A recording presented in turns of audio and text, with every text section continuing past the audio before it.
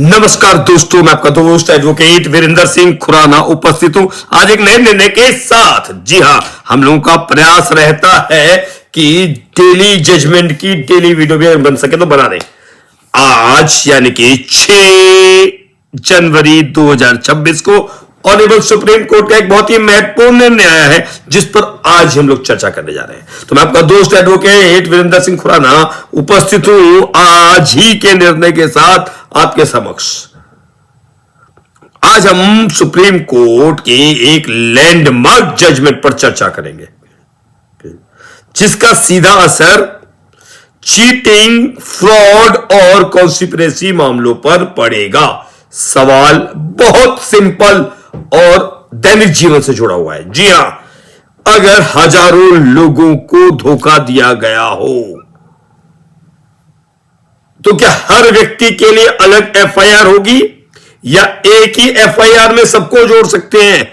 Chit fund company या अन्य कंपनियां या कोई भी फ्रॉड कंपनी आ गई या कोई भी हजारों लोगों को धोखा देके चला गया, तो क्या एक ही एफआईआर सबकी तरफ से की जा सकती है?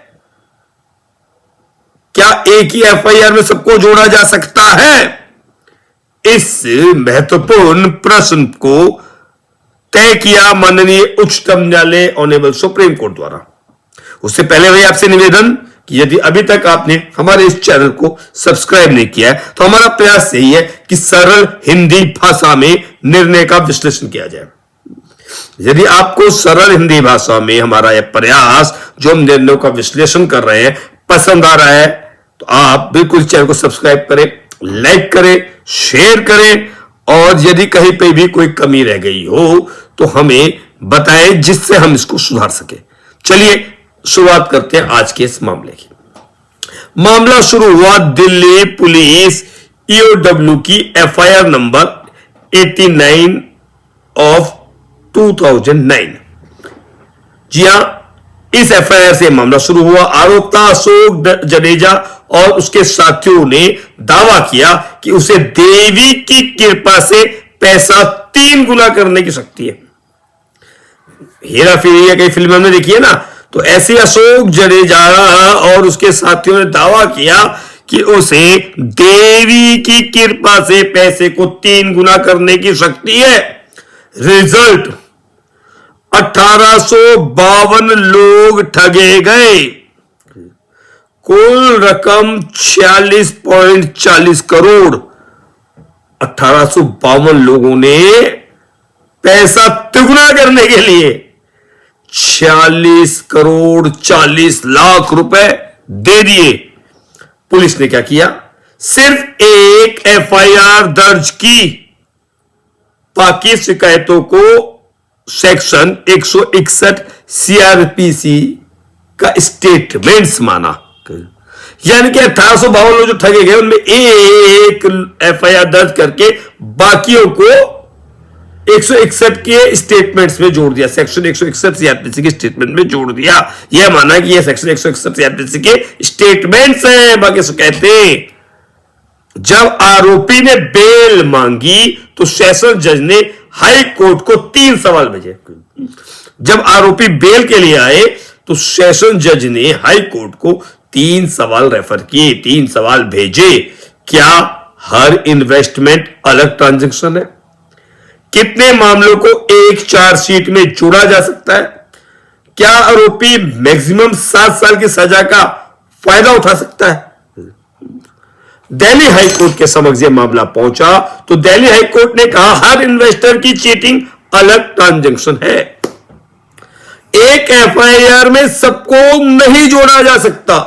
हर शिकायत पर अलग एफआईआर जरूरी।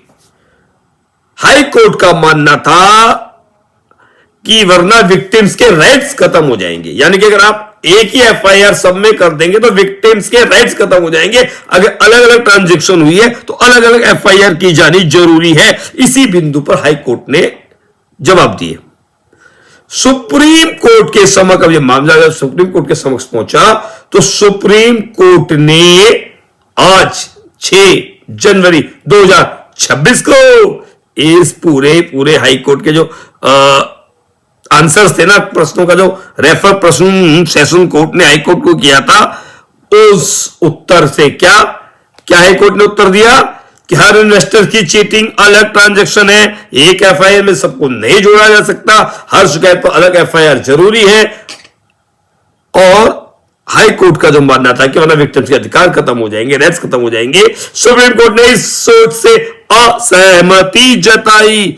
उन्होंने कहा नहीं नहीं नहीं, आप गलत कह रहे हैं। कोर्ट ने कहा अगर एक क्रिमिनल कॉन्स्पिरेसी सेक्शन 120 आईपीसी है और सभी एक्ट उसी कॉन्स्पिरेसी से जुड़े हैं तो यह सेम ट्रांजैक्शन हो सकता है, एफआईआर की संख्या नहीं, फैक्ट्स इंपॉर्टेंट है। अलग व्यू, अगर एक क्रिमिनल कॉन्स्पिरेसी सेक्शन 120 आईपीसी है और सभी एक्ट उसी कॉन्स्पिरेसी से जुड़े हैं तो यह सेम ट्रांजैक्शन हो सकता है, एफआईआर की संख्या नहीं, फैक्ट्स इंपॉर्टेंट है। और सुप्रीम कोर्ट ने 3 टेस्ट बताए कि आप कौन से 3 टेस्ट कर सकते हैं। यूनिटी ऑफ पर्पस, के पर्पस क्या है, कॉन्टिन्यूटी ऑफ एक्शन, एक्शन की क्या निरंतरता है, और proximity of time and place, क्या टाइम प्लेस में घटना हो रही है। तीनों का साथ होना जरूरी नहीं है। अगर कॉन्स्पिरेसी कॉमन है तो सिंगल एफआईआर वैलिड, यानी कि अगर कॉन्स्पिरेसी कॉमन है तो सिंगल एफआईआर वैलिड हो सकती है। वेरी इंपॉर्टेंट जो आज सुप्रीम कोर्ट ने कहा। कोर्ट ने पुराने फैसलों पर भी भरोसा किया। देखिए जब हम किसी जजमेंट पे आते हैं तो हम लोगों को देखना चाहिए कि उस जजमेंट पे क्या पुराने जो ऑनरेबल सुप्रीम कोर्ट के व्यू हैं, क्योंकि यहां सिर्फ हम एक विश्लेषण कर रहे हैं ताकि चलते हुए हमें याद रह जाए। पूरा का पूरा जजमेंट तो पढ़ना ही पड़ेगा और उस जजमेंट का जो सार निकला वो भी हमें देखना पड़ेगा कि क्या विवेचना की गई, क्या विश्लेषण किया गया, ऑनरेबल सुप्रीम कोर्ट के द्वारा किन किन निर्णयों को देखा गया। तो उनके बाद यह निकल के आया कि ऑनरेबल सुप्रीम कोर्ट ने कौन कौन से जजमेंट को देख के किया। इसलिए जब भी जरूरत पड़े तो आप आइडिया तो ले सकते हैं, क्योंकि हम हर वीडियो के एंड में बताते हैं कि कौन सा साइटेशन है, क्या है, पर एक बार जजमेंट को भी जरूर पढ़ना बहुत जरूरी है। उससे और भी देखिए फेवर, जब जजमेंट हुआ तो कहीं फेवर की बात भी आई होगी, कहीं अगेंस्ट की बात आई होगी। उन दोनों जजमेंट्स को देखने के बाद ऑनरेबल सुप्रीम कोर्ट ने कौन से व्यू को अपनाया और क्यों अपनाया, तभी हम उसको देख पाएंगे। चलिए, टीटी एंटोनी केस देखा कोर्ट ने, अमीश देवगन केस देखा कोर्ट ने, और बाइक बोट स्कैम केस देखा, जिसमें बाइक बोट स्कैम केस में तो 118 एफआईआर क्लब की गई थी।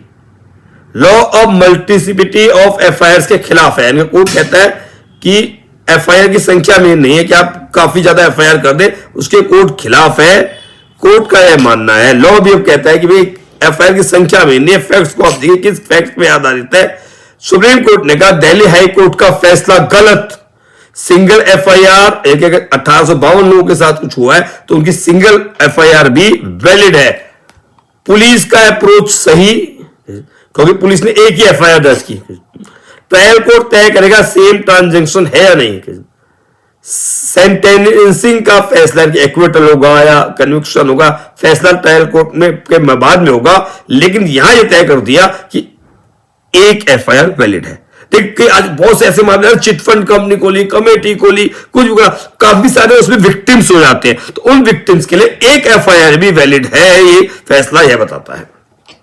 यह जजमेंट बहुत इंपॉर्टेंट जजमेंट है, और इसका तो जब लास्ट में साइटेशन बताया तो चाहे आप उसका स्क्रीनशॉट भी ले लें, आपके उसमें रहेगा, वरना हमारे चैनल में तो है ही, मिल ही जाएगा आपको।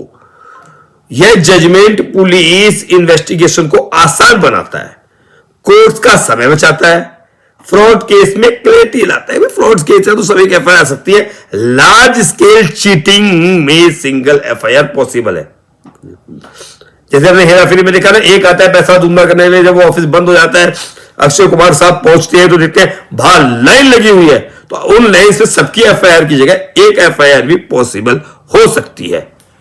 यह निर्णय यह बताता है। और जो काफी ज्यादा इसमें ऑफेंस हो रहे हैं उनके लिए, आज के लिए देखिए अधिवक्ताओं के लिए भी जरूरी है, जो विक्टिम्स है उनके लिए भी जरूरी है। लेकिन जिस प्रकार जैसा डॉक्टर कहता है कि केमिस्ट से दवाई नहीं लेनी चाहिए, नीम हकीम खतरे जान से दवाई नहीं लेनी चाहिए, इसलिए जब भी किसी पे आप रिलाई करें तो अपने अधिवक्ता से, कहते हैं अपने फैमिली डॉक्टर से पूछ के करें। तो ऐसे ही किसी भी इसमें निर्णय में पहुंचने में आप अधिवक्ता नहीं है तो अपने अधिवक्ता से संपर्क करें, अधिवक्ता से परामर्श लें। अधिवक्ता से परामर्श लेने के बाद आपको अधिक अच्छी चीज निकल के आ सकती है, वो आपको गाइड करेंगे आपको क्या करना है। और अगर आप अधिवक्ता है तो बिल्कुल इसका स्क्रीनशॉट लें, आपके क्लाइंट्स के काम आएगा। आपके क्लाइंट्स के साथ जब डिस्कस करेंगे, काफी सारे कॉमन हो गए ठगी, तो उन कॉमन ठगी में एक एफआईआर भी पॉसिबल है। निर्णय यह बताता है, और सुप्रीम कोर्ट की जो आई है, ये बहुत इंपॉर्टेंट जजमेंट है। और इस जजमेंट का साइटेशन बताने से पहले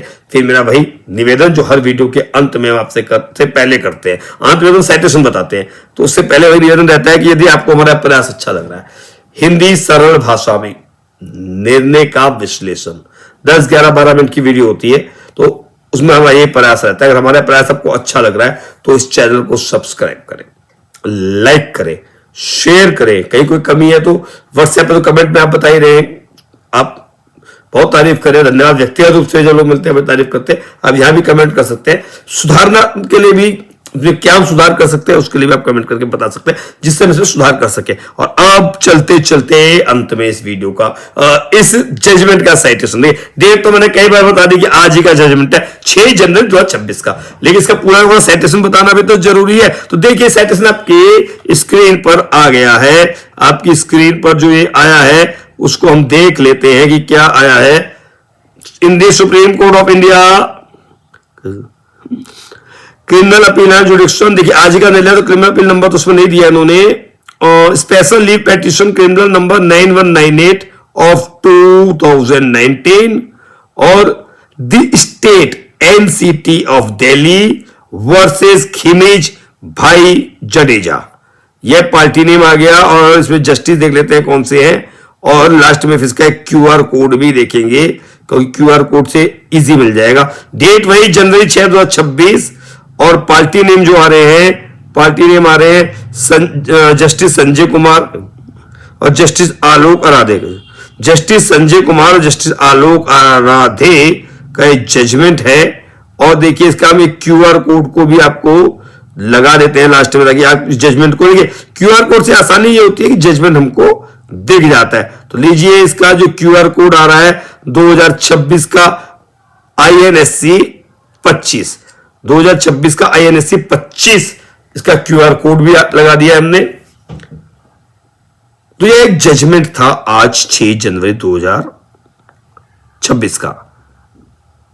आपका ये दोस्त वीरेंद्र सिंह खुराना प्रयास ये करता है कि रोजाना कोई ना कोई नए जजमेंट पे या विधि के किसी प्रश्न पर आपको समक्ष वीडियो लेके आता रहे। सबका प्रश्न था कि एक यूसीसी की वीडियो भी बनाए। यूसीसी की वीडियो ऑलरेडी हमारे इसमें चैनल में है, आपको मैं लिंक भेज दूंगा। आप उस लिंक के माध्यम से जो यूसीसी की वीडियो है, जो उत्तराखंड, क्योंकि पूरे देश में हम आप चैनल को अलग हमारे अधिवक्ता भाई लोग देख रहे हैं, तो यूसीसी की जो है अभी उत्तराखंड में ही लागू हुआ है। तो प्रयास करूंगा कि जो ग्रुप्स वगैरह हम पे उत्तराखंड में उसका लिंक मैं भेज दूं आपके सम्मुख। आपका दोस्त वीरेंद्र सिंह खुराना इसी प्रकार रोजाना आपके सम्मुख वीडियो लाता रहेगा। आप आज अपने इस दोस्त वीरेंद्र सिंह खुराना को विदा दीजिए। कल आपका दोस्त वीरेंद्र सिंह खुराना फिर उपस्थित होगा एक नए निर्णय या किसी विधि के प्रश्न के साथ। तब तक के लिए अपने दोस्त वीरेंद्र सिंह खुराना को विदा दीजिए। नमस्कार, नमस्कार, नमस्कार।